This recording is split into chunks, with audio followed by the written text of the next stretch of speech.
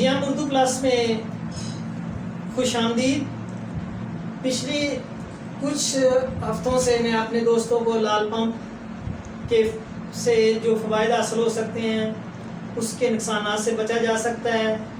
उसको लगाने का तरीका, उसके पानी का प्रेशर और उसके पानी उतर जाने के मसाइल, इसके बारे में कुछ बता रहा हूँ। आज मैं आपको बताने लगा हूँ कि आपका पंप जब जाम हो,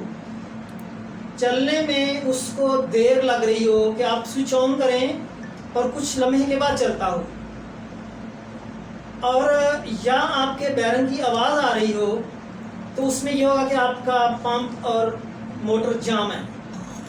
पंप और मोटर जाम होने की वजह से आपका मोटर गर्म होगी और आपका जो इंसुलेशन पेपर है उसमें वो हीटअप हो जाएगा, जिससे वजह से आपकी मोटर स्टार्ट हो जाएगी। तो जैसे ही आपकी मोटर का साउंड चेंज हो, उसके बैरिंग चेक करें, उसकी सील चेक करवाएं, दोनों से में से जो भी ख़राब है उसको चेंज करें, ताकि आपकी मोटर हीट ना हो, जिससे इंसुलेशन ख़राब होगी और आपकी मोटर स्टार्ट हो जाएगी। तो इससे पहले ज़्यादा नुकसान से आप अपनी मोटर के बैरिंग चेंज करवाएं या सील चेंज करवाएं, और उसको इजी चले और आपकी मोटर गर्म ना हो।